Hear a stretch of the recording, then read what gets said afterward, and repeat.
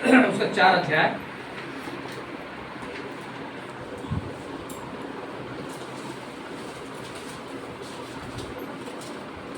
Hallelujah. 4 अध्याय उसका 18 पद पढ़ते हैं।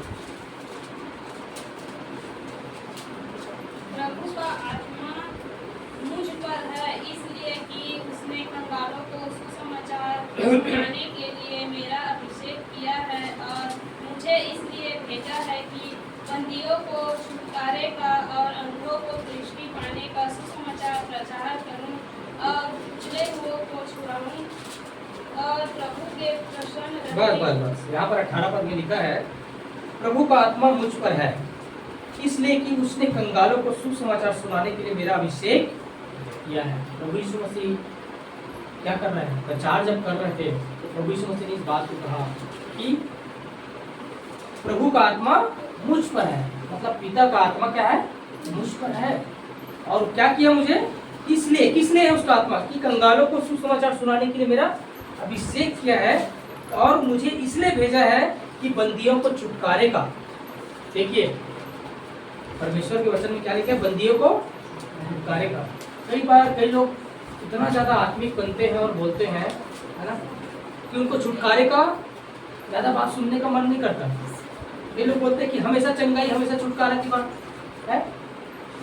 ये प्रभु के सेवक लोग भी इस बातों को कई बार क्या करते हैं? हमेशा चंगाई, हमेशा छुटकारा की बात करता है। अरे हमको स्वर्ग जाना है भाई, है? तो प्रभु यीशु मसीह ने क्या किया? हम किसको फॉलो कर रहे हैं? याद रखिए इस बात को, हम बाइबल के अंदर आपको प्रभु यीशु मसीह के सिवा किसी और को फॉलो करने की जरूरत नहीं है। अगर किसी और को फॉलो करेंगे, सब क्या थे? सब प्रभु के सेवक थे, वो लोग प्रभु के दास थे, भविष्यवक्ता थे, है ना। चाहे अब्राहम ले लो, चाहे इसहाक ले लो, चाहे मूसा ले लो, चाहे एलिय्याह ले लो, चाहे दानियल ले लो, चाहे दाऊद ले लो। बाइबल के अंदर जितने भी परमेश्वर के दास हैं, है ना, वो सब आदर के योग्य हैं। वचन में लिखा है कि दुगने आदर के योग्य, है ना। परमेश्वर के दास लोग दुगने आदर के योग्य होते हैं, है ना। मैं किसी का ये नहीं कर रहा हूँ, वो सब आदर के योग्य, और सब हमारे लिए क्या है? एक दृष्टांत है। वचन में लिखा है कि पुराना नियम क्या है पता है? एक दृष्टांत है पूरी तरह से, एक छाया है। वो छाया यीशु मसीह के नए नियम का एक छाया है, पुराना नियम उसका एक प्रतिरूप है, एक दृष्टांत है ना। पर हम कई लोग क्या करते हैं? उनके जो प्रभु के दास हैं उनको फॉलो करते हैं। उसने जैसे किया वैसे ही करने की कोशिश करते, वैसे बनने की कोशिश करते हैं, लेकिन प्रभु यीशु मसीह की तरह बनने की कोशिश नहीं करते, और यीशु मसीह की शिक्षा को फॉलो नहीं करते हैं। और इसमें बहुत गड़बड़ी हो जाता है। फिर हमको जैसा जीवन जीना चाहिए, जैसा एक जय का जीवन जीना चाहिए, जो प्रभु यीशु मसीह चाहता है हमारे लिए कि हम वैसा जिए, वो ऐसा नहीं कर पाता, वो भटक जाता है अपने दिशा से। फिर एक काम चलाओ मसीह बन की जीवन बिताता है।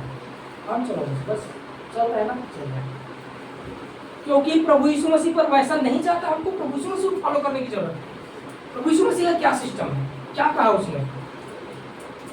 याद रखना, जितने भी आप बाइबल अगर पढ़ते होंगे तो ध्यान देना आगे से, प्रभु यीशु मसीह जितने भी सुसमाचार सुनाए, हर सुसमाचार में उसने चंगाई किया। बिना चंगाई का सुसमाचार अधूरा है। याद रखना इस बात। बहुत से लोग चंगाई सभा के मतलब होता है, कई लोग पसंद नहीं करते, बहुत से लोग, है ना। और उन बातों को सुन के ऐसे कई विश्वासी लोग हैं, वो लोग भी चाहते नहीं है। क्या सुनना चंगाई के बारे में, हमेशा छुटकारा के बारे में, हमेशा कुछ पाने के बारे में, हमेशा आशीष के बारे में। अरे क्या हम केवल उस चीज को पाने के लिए आए हैं क्या यीशु मसीह के पास? ऐसे बोलते हैं।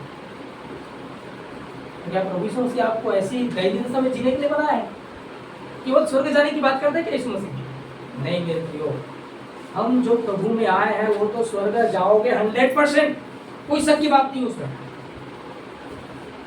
पर इस पृथ्वी पर भी उसने हमको, वचन में क्या लिखा है जो हम प्रार्थना करते हैं, हे पिता तेरा राज्य आए, तेरी इच्छा जैसे स्वर्ग में होती वैसे पृथ्वी पर हो, बोलते हैं ना। प्रभु की प्रार्थना हम लोग यही करते हैं ना। तो प्रभु की इच्छा स्वर्ग में होती है, वही पृथ्वी पर होगा। तो कैसे होगा? हम बीमार में जिएंगे, प्रभु की इच्छा है। हम तंगी मुसीबत में जी रहे हैं, प्रभु की इच्छा है। हम कमी घटी में जिए, प्रभु की इच्छा है। हम कर्जा में दबे, लोग हम पर उंगली उठाए, प्रभु की इच्छा है। क्या प्रभु की महिमा हो रहा है उससे? प्रभु की इच्छा क्या है? जैसे स्वर्ग में हो वैसे पृथ्वी में हो। मतलब जो स्वर्ग में है और एक बात याद रखना, हम मसीह के साथ विषयों में वहां पर लिखा है कि में हम प्रभु यीशु के साथ क्या है, हम उसके साथ उठाए गए हैं, जिलाए गए हैं और मसीह के साथ स्वर्गीय स्थानों में बैठाए गए हैं। याद रखना, प्रभु यीशु मसीह जैसे स्वर्ग में है, हम भी उसके दाहिने में हैं वहां पर। इस बात को बहुत गहराई से समझना। अपने आप को आपको जानने की जरूरत है कि आप है कौन, है ना। हम यूं ऐसे नहीं है, हम चाहे स्वर्गीय स्थानों में हैं हम, और हमारे लिए सारी चीजें स्वर्गीय स्थानों में है। तो पिता क्या जैसे स्वर्ग में होता है वैसे पृथ्वी में होगा। क्या ये चाहता है कि तुम स्वर्ग जब आओगे ना, पृथ्वी में जैसा जी लो भाई, दुख भोग ले, गरीब भोग ले, शैतान के बंधन में पड़े रहा, गुलामी में जीवन बिता, जैसा शैतान तुमको पृथ्वी में नचा रहा है वैसा नाच ले। तू जिस दिन मर के आएगा ना, उस दिन मैं तेरे को सिंहासन दूंगा स्वर्ग में, मस्त तेरे लिए घर पर रखा हूं बढ़िया। क्या यही बोलता है क्या प्रभु यीशु मसीह? क्या उसकी इच्छा ऐसा है? नहीं है मेरे प्रियो। आज बहुत सारे लोग क्या है, इस बात की गलत अर्थ निकाल के समझ के चल रहा है कि इस पृथ्वी पर हमारा कुछ समय है, जैसे है वैसे बिता लो। और कई और ऐसे लोगों का उदाहरण दे के निकाल के बताएंगे आपको ये नहीं बोलेंगे कि आपको किस तरीके से जीवन जीने के लिए यीशु मसीह ने बनाया है और रखा है। आपको एक हारा हुआ जीवन जीने के लिए नहीं रखा है। हम जिस परमेश्वर की आराधना करते हैं ना, वो महान परमेश्वर है, वो जीवित परमेश्वर है वो, और वो हमको भी वही अधिकार और सामर्थ्य दिया है। जैसे उसने जिया वैसे ही जीने के लिए आपको और मुझे यहाँ पर रखा है। याद रखना, बीमारी में या चंगाई समस्या को लेके चलने के लिए नहीं। आज बहुत सारे लोग हैं समझौता करके बिता रहे हैं, वो उस मामले में खड़ा ही नहीं हो रहा है, खड़ा होना चाहता भी नहीं है, उसी परिस्थिति को मंजूर कर लिया, उसको मन में बैठा दिया। जैसे सोचोगे वैसा होगा भैया, जैसे बोलोगे वैसा ही होगा ना। वो कहीं बोलता नहीं कि मेरी बीमारी शरीर से जाएगा करके, बोलता ही नहीं है। मेरी परिस्थिति में बदलाव आएगा कभी, वो सोचता ही नहीं, बोलता ही नहीं है। ना यहाँ आता है, ना यहाँ आता है, ना मुंह से निकलता है। तो कैसे काम करेगा यीशु मसीह? लेकिन प्रार्थना जरूर करते, प्रभु ये कर दे, ये कर दे, ये हो जाए। पिता बोलता है, क्या बोलता है? बेटा मैंने तुमको क्या किया है? अधिकार दिया है, तुम मुंह से बोल तो काम होगा। इस बात को आप लोग जान जाइए। आप अपनी परिस्थिति को बदलने के लिए आप जिम्मेदार, आप स्वयं। कभी किसी और को जिम्मेदार मत ठहराना या परमेश्वर पर उंगली मत उठाना। आज बहुत सारे लोग परमेश्वर पर उंगली उठाते हैं कि मेरे ये जो हालात और स्थिति है ना, इसका जिम्मेदार कौन है? मैं कितने साल से विश्वास में हूँ, कितना भक्ति का आराधना सब चीज करता हूँ, कितना दिन उपवास रहता हूँ। जैसे सदुकी लोग क्या करते थे पहले बाइबल के अंदर, वो लोग भी बहुत उपवास रखते थे, बहुत प्रार्थना करते थे, लेकिन जीवन कैसा था पता है उनका? कठोर था उनका, दया नहीं था उनके बीच में, किसी पर दया नहीं खाते, तरस नहीं खाते थे। प्रार्थना जरूर करते थे और चिल्ला चिल्ला के करते थे, हे प्रभु दाऊद की संतान, है ना। नम्र दिन नहीं था उनके अंदर, बकायदा सब चीजों के, यहाँ तक कि आज तो लोग केवल पैसों का दसवां देते हैं, लोग तो धनिया पुदीने जीरा सारे चीजों का दसवां देते थे वो लोग। अब बाइबल के अंदर देखोगे सदुकी और फरीसी लोग, और हफ्ते में 2-2, 3-3 दिन उपवास रखते थे। आज के लोग तो केवल हफ्ते में 1 दिन रखता हो गया, 20 दिन रखते होंगे वो लोग। हर हफ्ते 2 दिन 3 दिन उपवास रखते थे, लेकिन उसका हृदय क्या था? वो बाहर का था, अंदर। यीशु मसीह ने कहा कि तुम बर्तन को बाहर से मानते हो, लेकिन अंदर में काई लगा हुआ है। वो सदुकी फरीसी के अंदर है। आज हम लोग सदुकी फरीसी के अंदर जैसे जीने के लिए नहीं है मेरे प्रियो। हम लोग सदुकी फरीसी नहीं है, ना सदुकी फरीसी जैसे जीवन बिताना है। आज बहुत से मसीही लोग सदुकी और फरीसी को जीवन दे रहे हैं। बात ऊपर से दिखा रहे हैं अपने आप को अच्छा, और दिखा रहे हैं अपने आप को धर्मी, लेकिन अंदर से क्या है? मैला है। अंदर से उसका जीवन कुछ और है, सड़ाहट से भरा है, लिखा है वचन में। बाहर से तो भाई फ्रेश लॉट दिया, फ्रेश लॉट कर रहा है, लेकिन अंदर क्या है? कड़वाहट और नफरत लेके चढ़ा है, उसी की करते हैं। मुंह में कुछ और, अंदर भी बाद में कुछ और। वैसे लोग के लिए प्रभु यीशु मसीह क्या करता है? रस खाता है उनके लिए, और चाह के कुछ नहीं कर सकता, क्योंकि वो अपने जीवन को ऐसा ही बना लिया है, वो ऐसा ही जीने के लिए सोच रखा है वो। तो हमको ऐसा नहीं होने में प्रियो। हमारा जीवन में क्या है? परमेश्वर हमको जय में चलने के लिए बुलाया है। हम एक दिन स्वर्ग तो जाएंगे ही, उसके साथ रहेंगे अनंत काल का, उसने वादा किया, और हम जाएंगे, इसमें कोई शक नहीं है।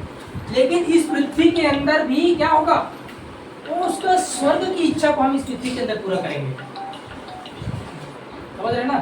उसकी जो इच्छा स्वर्ग में होती है, उस इच्छा को हम पृथ्वी में अंदर करेंगे, यहाँ पर पूरा करेंगे। और यहाँ पर हमको क्या है, हम शासन और राज्य करने के लिए हैं।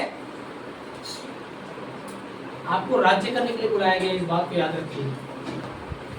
आपकी उस परिस्थिति पर आपको राज करना है, जिस परिस्थिति पर आपको आपके ऊपर राज कर रहा है ना, आपको दबा के रखा है ना, उसके ऊपर आपको राज करना है।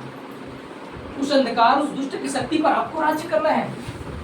वचन में लिखा है उसने दुष्ट की सारी सामर्थ्य में अधिकार दिया है। लूका इसका 10:19 में लिखा है कि उसने सांप और बिच्छू को रौंदने और कुचलने का हमको अधिकार दिया है। आपको उस पर राज्य करना है। लेकिन वो क्या रहा है आज देखिए जीवन को जरा,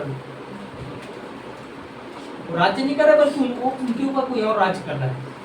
वो अंधकार की शक्तियां, वो शैतानी बंधने लोगों के जीवन में क्या कर रहा है, राज्य कर रहा है।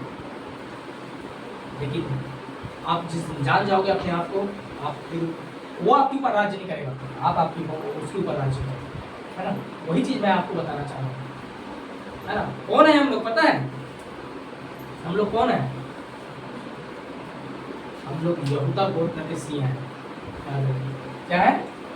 यहूदा गोत्र के सिंह। हम लोग यहूदा गोत्र के सिंह क्यों, पता है? क्योंकि हमारा जो प्रभु है यीशु मसीह, वो यहूदा गोत्र का सिंह। वचन कहता है कि यीशु मसीह क्या है, यहूदा गोत्र का सिंह है। क्योंकि प्रभु यीशु मसीह जो है, जब हम उसके आगे की उसके इतिहास में यदि हम जाएंगे, तो प्रभु यीशु मसीह इस पृथ्वी पर जो पैदा हुआ ना, तो यहूदा गोत्र से पैदा हुआ था। ध्यान से सुनिएगा, किससे पैदा हुआ था? यहूदा गोत्र। 12 गोत्र था याकूब के, 12 बेटे थे, है ना? अब्राहम, इसहाक, याकूब, उसके 12 गोत्र थे, है ना? उसमें से एक यहूदा था। उस यहूदा गोत्र से यीशु मसीह क्या हुआ था, आया था इस पृथ्वी में, है ना? इसलिए यीशु मसीह को क्या कहा गया है, यहूदा गोत्र का सिंह, यहूदा गोत्र का शेर बोला गया है। तो याद रखिए इस बात को कि केवल प्रभु यीशु मसीह यहूदा गोत्र का सिंह नहीं है, आज हम लोग भी यहूदा गोत्र का सिंह है। आप लोग अपने आप को बोलिए कि मैं यहूदा गोत्र का सिंह हूँ। आपको गरजना है कि मैं यहूदा गोत्र का सिंह हूँ, है ना? और आपको वैसे ही जीने के लिए यहाँ पर बुलाया गया है ना? क्योंकि क्यों है हम यहूदा गोत्र का सिंह? क्योंकि हमारा जो पिता है, हमारा जो भाई है, जिस गोत्र का होगा उसी का तो आप भी होंगे ना। कि आपका भाई कुछ और का है, आपको कुछ और हो जाओगे क्या? और वचन में हम देखते हैं इब्रानियों उसका 2:11 में लिखा है कि वह हमें भाई कहने से नहीं ले जाता, लिखा है। बोल के पढ़ लीजिए इब्रानियों 2:11। वह हमें भाई कहने से नहीं ले जाता। कौन? यीशु मसीह। हम उसके भाई और बहन हैं, है ना? हालेलुया। हाँ, यदि कोई मिलता है तो एक तुरंत पढ़ दीजिए, नहीं फिर अपन आओ आगे बढ़ेंगे। क्योंकि पवित्र करने वाला और जो पवित्र किए जाते हैं सब एक ही मुंह से हैं, इसी कारण वह उन्हें भाई कहने से नहीं लजाता। बस, हालेलुया। हाँ, सब इधर ध्यान देंगे आप, है ना? वह उन्हें भाई कहने से नहीं लजाता, लिखा है। हम लोग क्या है, उसके भाई हैं। और प्रभु यीशु मसीह वचन में लिखा है कि क्या लिखा है, परमेश्वर की इस पृथ्वी जो है बड़ी आशा भरी दृष्टि से परमेश्वर के पुत्रों की प्रकट होने की बात जो रहे हैं। वहां पर परमेश्वर के पुत्रों लिखा हुआ, याद रखना इस बात को, केवल पुत्र नहीं। याद रखना इस बात को कि प्रभु यीशु मसीह जो है ना, परमेश्वर का एक लौता पुत्र था, है नहीं। सुन रहे हैं ध्यान से? तो हम लोग सब बोलते हैं ना, परमेश्वर ने जगत से ऐसा प्रेम किया कि अपना एक लौता पुत्र दे दिया ताकि जो कुछ पर विश्वास करे वो नाश न परंतु अनंत जीवन प्राप्त करे, है ना?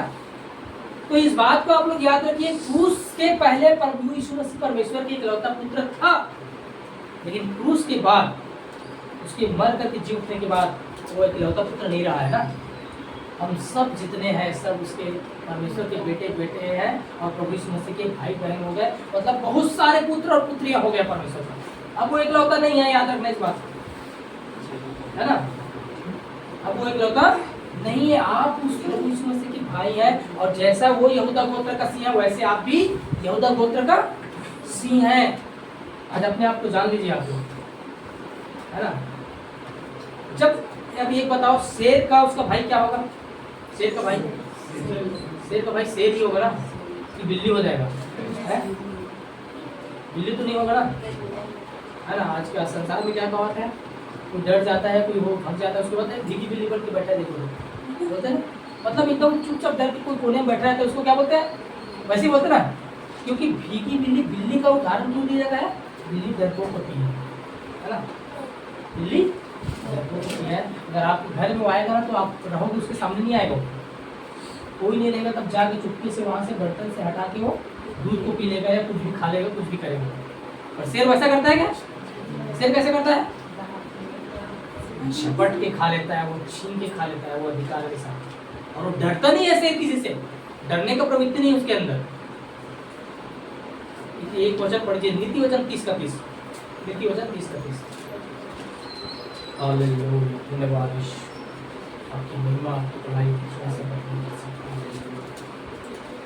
बहुत अच्छी चीज। जल्दी पढ़ेंगे, नीति वचन 30 का 30 को पढ़ेंगे। सिंह जो सब पशुओं में पराक्रमी है और किसी के डर से नहीं हटता। हाँ, क्या लिखा है, सिंह जो सब पशुओं से क्या है, वो पराक्रमी है वो, और किसी से नहीं डरता। सिंह डरता है किसी से, उसको तो राजा बोला जाता है भैया, जंगल का राजा किसको बोलते हैं, शेर को बोलते हैं ना। वो किसी से डरता है, राजा किसी से डरेगा है? जितने पशु है उसमें सबसे क्या है, वो पावरफुल है, ताकतवर है शेर। और हम लोग कौन है, वही शेर हम लोग है ना। जैसे वो शेर किसी से नहीं डरता, वो पावरफुल है, किसी से डरता नहीं है। बिल्ली है जो तो डर के भग जाती है और वो आती है, शेर सीधा ले लेता है अपना अधिकार। याद रखिए हम लोग भीगी बिल्ली नहीं है ना। शेर के भाई शेर होता है, शेर का बेटा शेर ही होगा, बिल्ली कभी नहीं होगा, याद रखना। अरे ये हमारे डीएनए के अंदर है, इस बात की आदत लीजिए। आपकी खून के अंदर पाया जाता है ये स्वभाव। आज जान लीजिए आप कौन है। आप हम यहूदा गोत्र के सिंह हैं। आप अपने आप को बोलिए, मैं यहूदा गोत्र का सिंह हूं। और सिंह मतलब शेर किसी से डरता नहीं है।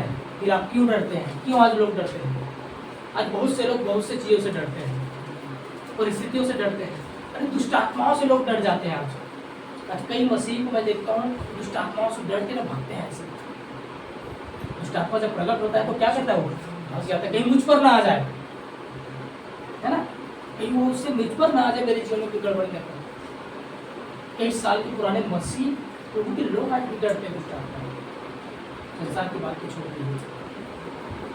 आपको हमें डरने की जरूरत नहीं है, आपको देख करके वो डरेगा।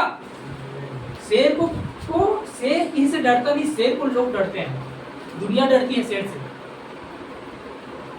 हर प्राणी जीव जंतु तो डरती है, पर इंसान भी डरते हैं उससे, है ना। जिसको परमेश्वर ने अपने अधिकार में रखने को बोला है, वो इंसान भी उससे डरता है, क्योंकि उसके अंदर वो प्रवृत्ति वो दिया गया है, वो मार के खा जाता है।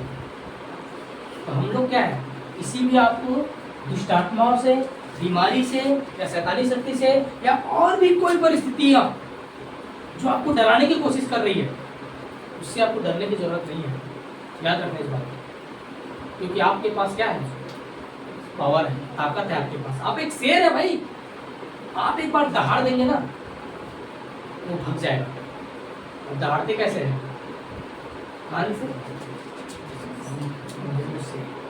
दहाड़ना मतलब वचन को बोलना है मेरे भाई और बहनों, वचन को बोलना है, वचन को आपको बोलना है, उस पर अधिकार लेना है, वचन से आपको घोषणा करना है, वो दहाड़ना ही है। हम जो वचन का उच्चारण कर रहे हैं ना, वचन को बोलते हैं क्योंकि वचन में सामर्थ्य है। परमेश्वर की बेटे बेटे पास अलग से और कोई हथियार नहीं है। ये वचन ये जो दुधारी तलवार है, जिसको आपको उल्टे से उल्टा पुल्टा जैसे चलाना, दोनों तरफ से पड़ेगा उसको। तो दुधारी तलवार मतलब किसको बोलते हैं, दोनों साइड धार है उसमें। इधर से उल्टा करके मारो तो भी सामने वाला घायल होगा, इधर से मारो तो भी घायल होगा। मतलब शैतान को घायल होना ही होना है, बचने का उसका कोई चांस नहीं है। ये वचन है जिसको आपको अपने हृदय के अंदर लेना है, कि मुंह से उसको लागू करना है, घोषणा करना है, फिर वही काम होगा जो आप घोषणा करने के लिए। हम वो शेर है जो दहाड़ने वाले हैं। याद रखना इस बात। भीगी बिल्ली की तरह चुपचाप बैठने वाले, चुपके रहने वाले नहीं है। और ये हमारे डीएनए में है, याद रखिए इस बात को, है ना। लोग आज नहीं जानते, इसके कारण से भीगी बिल्ली का जीवन बिता रहा है, कई साल से पुराना मसीह। लेकिन जीवन में क्या है? हारा हुआ जीवन है, थका हुआ जीवन है, लाचार है बेचारा, चाहकर भी कुछ नहीं कर सकता। बीमारी वर्षों से राज कर रहा है, दवाई रोज 3 टाइम दवाई खाना पड़ता है, क्योंकि उनको पता नहीं है कि वो क्या है। वो खुद एक क्या है, वो शेर है, वो उसके अंदर क्या है उनको नहीं पता है उसको। आज कितने दुख की बात है, हमारे बहुत सारे, और आज बहुत सारे सेवक लोग, आज आप लोग बहुत कम इन बातों को सुने होंगे, सुनेंगे आगे। चर्चों में इन बातों का इस तरह से नहीं बताया जाता बहुत जगह, क्योंकि कई बार वो प्रकाशन उनको भी नहीं मिला रहता है, और मिलने के बाद भी कई बार कई लोग नहीं बोल पाते कि उनके पीछे और कुछ और कारण रहता है। कारण ये होता है कि मैं इसको सब बता दूंगा तो फिर मेरे पास प्रार्थना कराने नहीं आएगा, मेरे सुनने का नहीं, ये ऑटोमेटिक अपने आप में बन जाएगा। अरे परमेश्वर हर एक को बनाया है भाई, जब आप सच्चाई का ये करेंगे तो लोग आपके पास आएंगे, क्यों नहीं आएंगे? क्योंकि मैं ही प्रार्थना करूंगा तभी आप ठीक नहीं होंगे, आप करेंगे और लोग ठीक होंगे।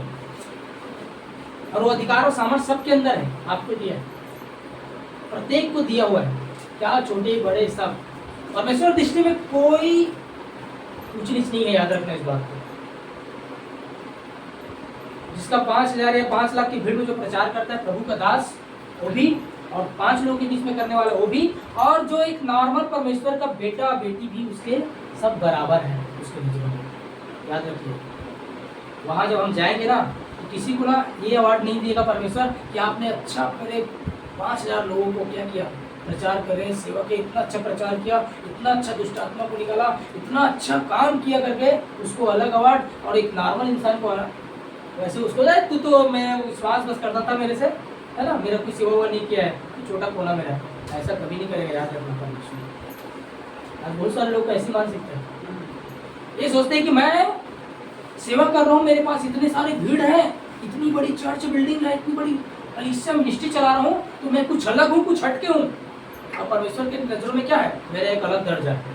अरे जो बैठे हैं ना विश्वासी, इसको अलग है, इसको तो कुछ नहीं। बहुत ही वो लोग नहीं जानते सच्चाई को। परमेश्वर के नजरों में ना वो जो बैठा है वो भी, और जो तुम खड़े हो जितने बीच में प्रचार करो बराबर है। परमेश्वर वहां पर हम जो यहाँ कर रहे हैं ना उसको नहीं देता, हमारे हृदय को देखते नहीं। जोरे ने जो हजारों और लाखों के बीच में खड़ा हो रहा है, वो उसका हृदय परमेश्वर की वजह सही हो। खड़ा होकर प्रचार तो जरूर करना है, लेकिन हृदय में, उसके अंदर में, लाइफ में, गुप्त में कुछ और भी छिपा हो सकता है। तो जोरे ने वो स्वर्ग भी जा सकता, हो सकता है उसके कई ऐसे लोग हैं, है ना, जिनके जीवन में अलग अलग कार्य होता है, तो स्वर्ग से वंचित भी हो जाते हैं। सिंपल साधारण छोटा नया विश्वासी क्या स्वर्ग राज्य का अधिकारी हो जाता है। तो परमेश्वर हमारे जीवन की उन अंदर की बातों को देखते हैं, है ना। तो मैं यहाँ पर जो बताने जा रहा हूँ कि हमारा जीवन क्या है, हम क्या है, हम यहूदा गोत्र के सिंह हैं। इस बात को आप लोग कभी भूलना मत, याद रखिए, सुन लीजिए कि हम लोग क्या है, यहूदा गोत्र के सिंह हैं। हम लोग हारने वाले नहीं हैं, हम लोग पीछे हटने वाले नहीं है, हम लोग ना किसी से डरने वाले भी नहीं है ना। कोई भी परिस्थिति जो आपके आता है, परमेश्वर का वचन कहता है कि उसका सामना करो, भागेगा। जब आप सामना करने के लिए निकलेंगे तो आपके सामने कोई खड़ा नहीं हो सकता। आज लोग शैतान की शक्ति से, तंत्र मंत्र, जादू टोने की शक्तियाँ, इन चीज़ों से लोग क्या है, डरते हैं। मसीह लोग, है ना। मुझे दुख लगता है, मैं एक ऐसे व्यक्ति को जानता हूँ जिसने क्या कहा है, कई साल से पुराना क्या है, वो मसीह है, वो उस परिवार को बहुत अच्छे से जानता हूँ, है ना। और वो क्या प्रभु के सेवक भी है, वो सेवक भी करते हैं, लेकिन वो अपने अंदर क्या है ना। जब मेरे से बात हुआ तो क्या बोले वो कि शैतान जो है पीछे पड़ा रहता है, और शैतान इतना जब परेशान करता है ना तो फिर कुछ नहीं सोचता। मतलब वो शैतान का डर उसके अंदर इस तरह से हावी था इस तरह से कि वो परमेश्वर से बड़ा शैतान को समझ कर रहा था। भाई यहाँ सब बोल रहे हैं, मतलब परमेश्वर से बड़ा ना, मतलब परमेश्वर के सामर्थ्य के बारे में आप जानते ही नहीं, है ना। वही इंसान ऐसा बोलेगा जिसको परमेश्वर के सामर्थ्य का अंदाजा नहीं है कि परमेश्वर ने आपके लिए क्या सामर्थ्य और क्या कर सकता है। आप ये जानते हैं कि शैतान आपके लिए क्या कर सकता है? शैतान बहुत खतरनाक है। शैतान मुझे मार देगा, मेरी बीमारी को दे देगा, या मेरे घर में कुछ और कर देगा। बहुत परेशान करता है, रात भर सोने नहीं देता, बेचैन करता है। भाई दुष्ट आत्मा के जब हाथ में पड़ोगे ना तो सब तुम्हारा गोल हो जाएगा, ऐसा बोलता है। आज पता है आज उसका हालत खतरनाक हो गया, कौड़ी कौड़ी का मफाज हो गया उसका लाइफ, क्योंकि उसने परमेश्वर के सामर्थ्य पर भरोसा नहीं किया, परमेश्वर के सामर्थ्य को उसने नहीं जाना। उसके कारण से ऐसे कई लोग हो जाते हैं। एक प्रभु का दास से मैं अभी कुछ दिनों पहले मिला था, हम लोग बाइबल स्टडी में थे। उसने बोला था कि प्रभु के लोगों के पीछे, सेवकों के पीछे, प्रभु के दासों के पीछे ज्यादा पीछे पड़ रहता है शैतान, उसको परेशान करता है। एक आता नहीं कि दूसरा, एक जाता नहीं कि दूसरा आ जाता है।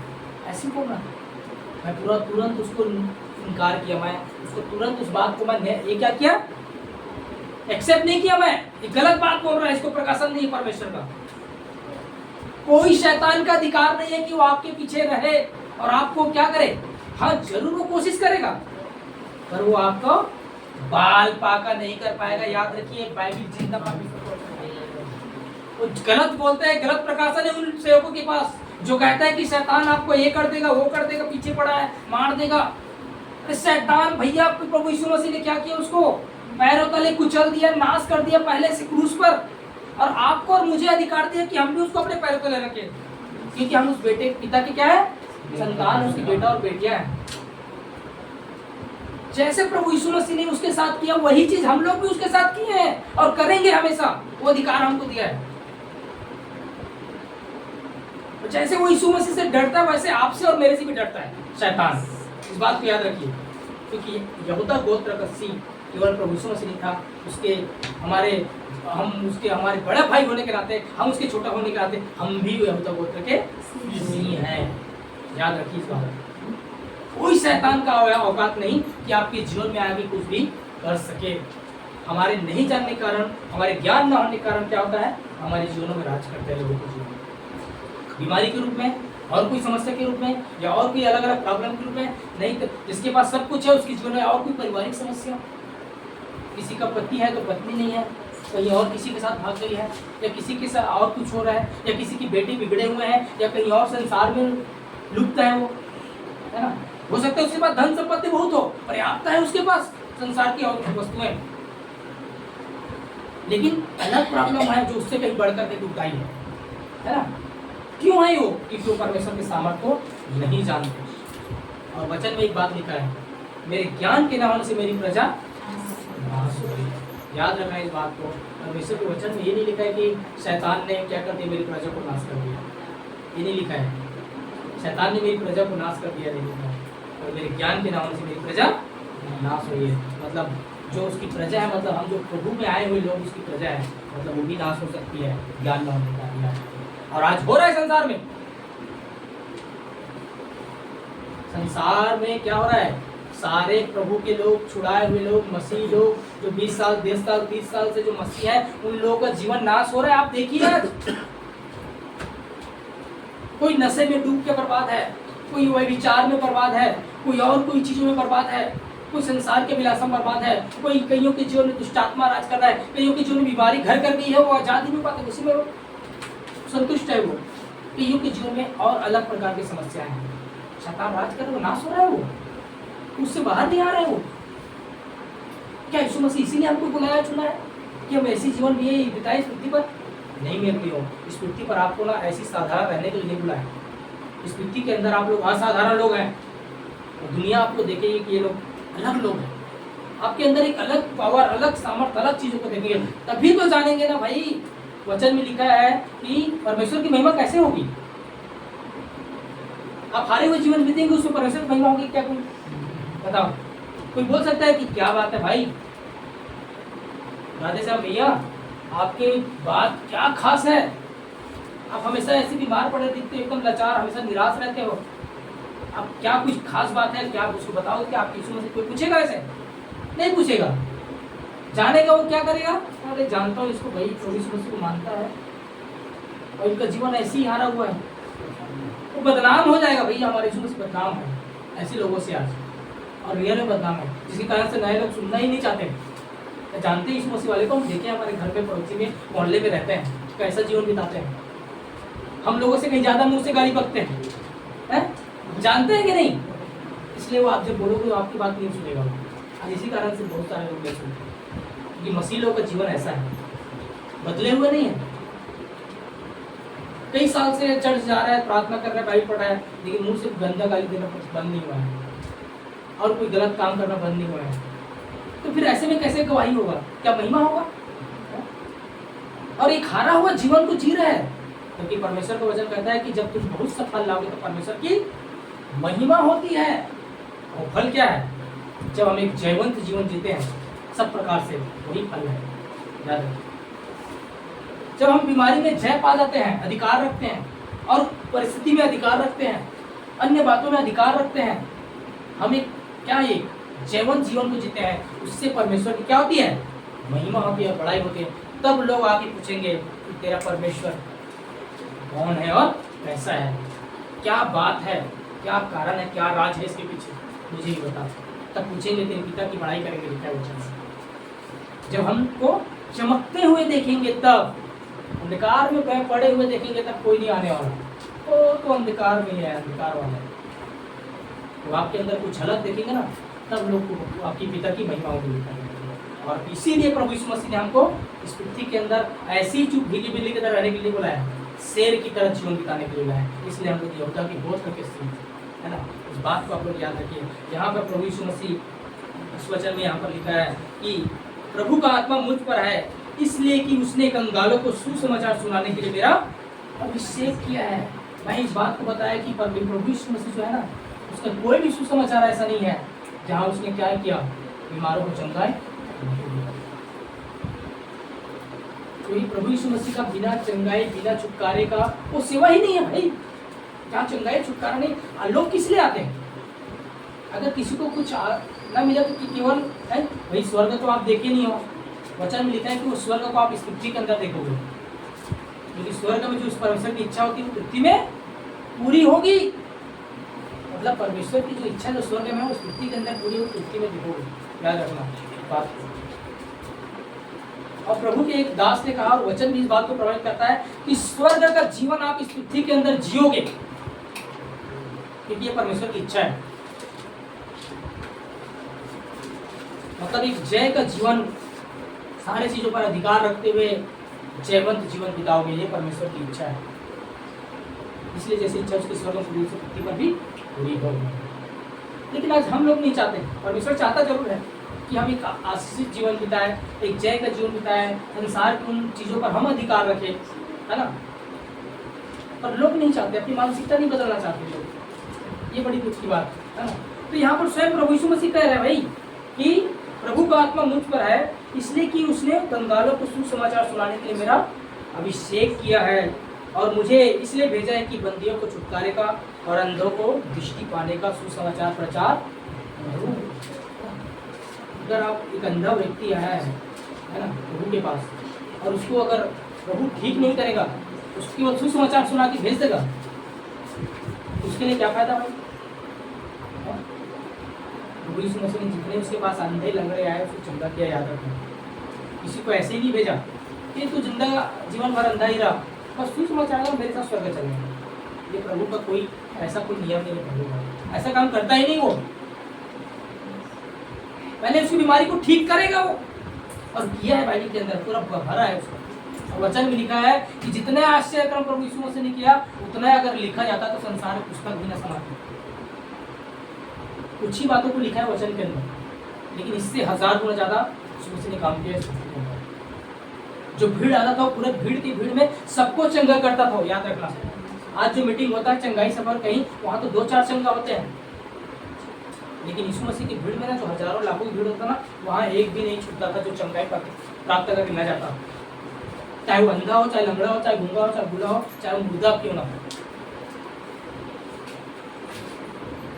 प्रभु यीशु मसीह के पास वचन में केवल एक मुर्दे का जिक्र किया गया है, लेकिन कईयों को जिंदा किया प्रभु यीशु मसीह। क्या एक मुर्दे को जिंदा किया तो और मुर्दे लोग नहीं आए होंगे? कईयों आए होंगे, वचन में नहीं लिखा है ना। तो उसमें ऐसा एक भी नहीं है कि किसी को भी उसने चंगा नहीं किया, सबको चंगा किया और वचन को सुसमाचार सुनाया। और वचन में उसने अपने चेलों को क्या लिखा है, एक वचन पढ़िए इसी लूका का, उसका लूका का 9 उसका 1 और 2 पढ़िए। फिर उसने बाहरों को बुलाकर हाँ सब लोग पढ़ लीजिए, उसके बाद पढ़ लीजिए, है ना। लूका 9 का, हाँ क्या लिखा है यहाँ पर? फिर उसने बाहरों को बुलाकर उन्हें सब दुष्ट आत्माओं और बीमारियों को दूर करने की सामर्थ और अधिकार दिया और उन्हें परमेश्वर के राज्य का प्रचार करने और बीमारों को अच्छा करने के लिए भेजा। बस हालेलुया। यहाँ पर ध्यान देंगे क्या लिखा है, फिर उसने 12 को बुलाकर, प्रभु यीशु मसीह के कितने 12 चेले थे जो उसके साथ साथ रहते और चलते थे, है ना। बाकी और भी बहुत सारे थे, लेकिन एकदम खास उसका निकट 12 चेले। फिर उसने 12 चेलों को बुलाकर उन्हें सब दुष्ट आत्मा और बीमारियों को दूर करने का क्या किया, सामर्थ और अधिकार दिया। ध्यान से सुन लीजिए। और जो चेलों को प्रभु यीशु मसीह ने भेजा है वही हमको भी भेजा है ना। केवल उन 12 चेलों को ही नहीं बोला था, वो आज हम सबके लिए, हम सबको अधिकार और सामर्थ दिया हुआ है, इस बात को आप जान लीजिए। और दूसरी और बात बता रहा हूँ, और उन्हें परमेश्वर के राज्य का प्रचार करने और बीमारों को अच्छा करने के लिए भेजा। हालेलुया। देखिए इधर मैं क्या बताना चाह रहा हूँ, प्रभु यीशु मसीह उसको केवल सुसमाचार भेजने बोलने के लिए भेजा क्या है? यहाँ पर क्या क्या करने के लिए भेजा? केवल सुसमाचार सुनाना परमेश्वर की परिपूर्ण सेवा नहीं, अधूरा है, याद रखिए इस बात, है ना। आज बहुत सारे लोग प्रभु को सुसमाचार सुनाते हैं, आप भी परमेश्वर को सुसमाचार सुनाएंगे और आप जिसके लिए प्रार्थना करेंगे वो चंगे होगा, याद रखिए, है ना। अगर आप जिसको सुसमाचार सुनाएंगे, यदि उसको बीमारी चाहे जो भी होगा, चाहे कैंसर क्यों ना हो, आप प्रार्थना करेंगे वो ठीक होगा। आज इस बात को लिख के ले लीजिए। अब आने वाले दिनों में आप देखेंगे, यदि आप लोग प्रभु के सुसमाचार सुनाने वाले हैं तो कैंसर वाले के सुना देना और प्रार्थना कर देना और वो ठीक हो जाएगा। मैं इस बात की आप लोग सामने भविष्यवाणी कर रहा हूँ परमेश्वर से।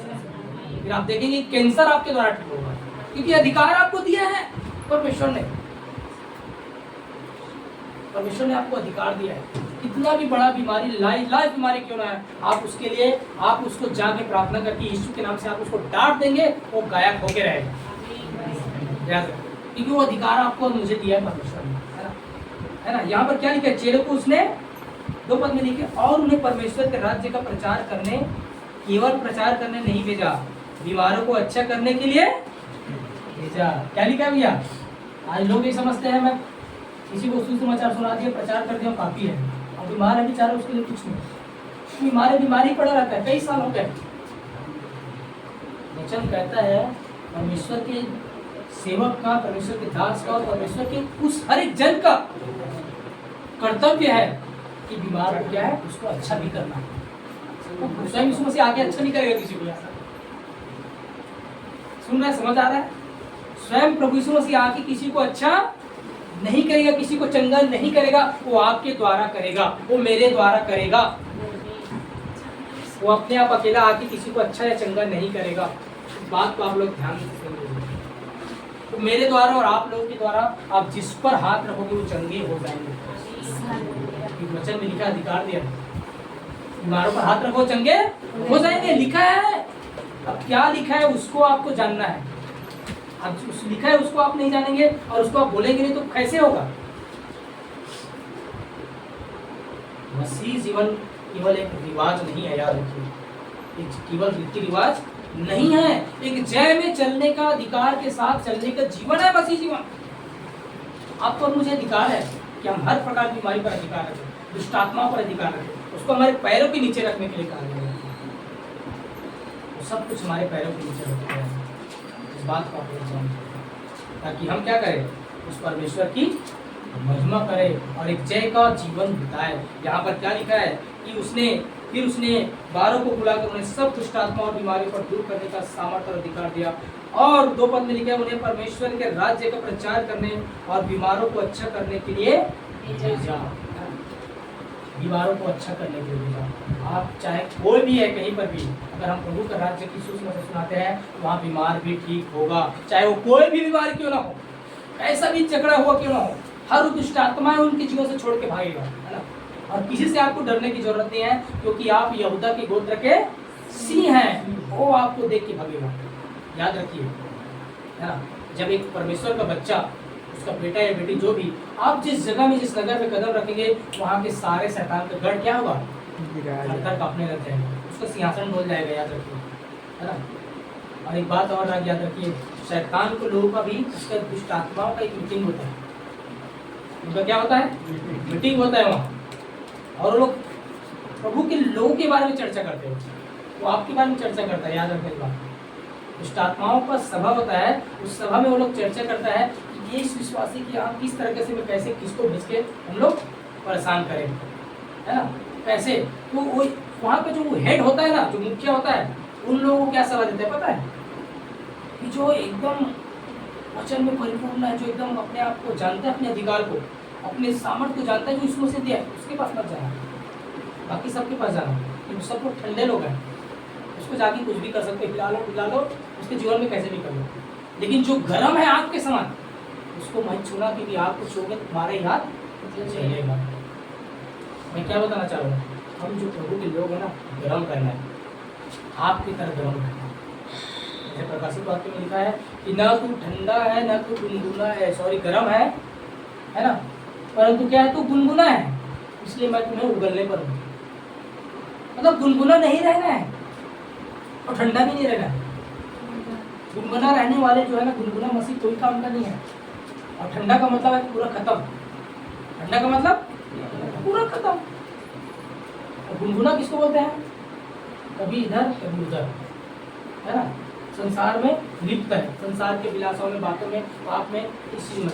लेकिन हमको क्या होना है, गर्म होना है, और गर्म जहां होंगे ना, फिर आपको क्या करेगा, कोई भी दुष्ट शक्ति, शैतान की शक्ति, संसार की शक्ति छू नहीं पाएगा, और वो छुपा हुआ भी क्या होगा, निकल के बाहर जाएगा। तो छुपा भी रहेगा, वो भी क्या करेगा, निकल के बाहर जाएगा। इसलिए आपको हमको गर्म रहना है। और गर्म कैसे हो सकते हैं हम, जब वचन में मनन करें, वचन को अपने जीवन में हृदय में उतारे, और वचन में हम चले, वचन को बोले, अपने अधिकार को जाने, अपने अधिकार को इस्तेमाल करोगे, तब आप क्या हुआ, आप आग के समान है प्रत्येक व्यक्ति, फिर आपको कोई भी शैतान छू नहीं सकते। क्यों, क्या गया, ऐसे थोड़ी बोलते हैं यहूदा गोत्र का सिंह है, हमारे पास कुछ रहे तभी तो बोला जाएगा। आपके अंदर एक आग की तरह आपका जीवन होगा, तब आप क्या होंगे, आप दुनिया में यहूदा गोत्र का सिंह, आपको कोई भी छू नहीं पाएगा, है ना, जो छुएगा वो स्वयं उछल जाएगा।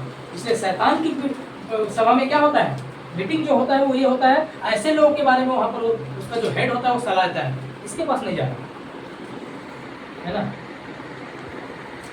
इसके पास नहीं जाना। और जो प्रभु के एक दास जिसने मुझे बोला था, मैं भी बताया था कि प्रभु के दासों के पीछे लगे रहते हैं, और एक नहीं और 10 दुष्ट आत्माओं को भेज देते हैं वो लोग, तो बिल्कुल गलत बात है। हाँ, उसके पीछे भी होगा तो वो ठंडा होगा, उसी के पीछे जाएगा। जो वचन में अपने अधिकार को नहीं जानता, अपने अधिकार को इस्तेमाल करना नहीं जानता, अपने अधिकार को अपने जीवन में लागू नहीं करता, उस सेवक पीछे, उस विश्वासी के पीछे शैतान राज्य करते जाते नहीं, बल्कि उसके ऊपर राज्य करते, क्योंकि उनको नहीं पता कि मुझे भी राज्य करना है, इसलिए वो राज्य करता है। जिस दिन हो जाएगा कि मुझे इसके ऊपर राज्य करना है, इन बातों के ऊपर, इन चीजों के ऊपर, इन शैतानी शक्ति ऊपर मुझे अधिकार दिया, मुझे सामर्थ्य दिया, मैं राज्य करना हूँ, है ना, फिर वो भग जाता है ना। तो कभी ऐसे लोगों के पास शैतान नहीं जाता, याद रखिए। जो अपने अधिकार को जानता है, इस्तेमाल करना जानता है, उनसे कोसों दूर रहता है शैतान। उसके ऊपर अगर आग भी उठा के देखेगा तो उसको जल जाएगा वो, क्योंकि उसके अंदर का आग जो है ना, उसको वहां तक जलाने के सामर्थ्य रखता है। Hallelujah, hallelujah. इसलिए आपको हर एक को अपने अंदर एक आग रखना है, वो गर्म रहना है, कभी ठंडा नहीं पड़ना है। और गर्म कैसे रहेंगे आप, वचन को जितना आप अपने जीवन में ये करेंगे वो धधकते रहेगा। वचन में लिखा है कि वो अपने लोग क्या कर बनाता है, वो धधकती आग बनाता है, लिखा है वचन में, धधकती आग बनाते हैं। हम लोग धधकती हुई आग के समान है, कोई अंधकार की शक्ति, की शक्ति आपको छू नहीं सकती, आपका राज्य नहीं कर सकती, बल्कि आप राज्य करेंगे, क्योंकि आप यहूदा गोत्र के सिंह हैं, जो हर एक के ऊपर राज्य करता है, और हमको राज्य करने के लिए बुलाया गया है। इसलिए अपने जीवन को इस तरह से ले जाए और अपनी मानसिकता को चेंज करें, कि हम कौन है, कैसे उसको जाने। और उस प्रकार से आप जब अपने जीवन में स्टैंड करेंगे, खड़ा होंगे, तब रियल में आप क्या करेंगे, आप अधिकार में आएंगे और आप राज्य करना चालू करेंगे। इसलिए बातों को अपने जीवन में लागू करें, है ना। परमेश्वर इन बच्चों के द्वारा हम सबको आई प्रार्थना।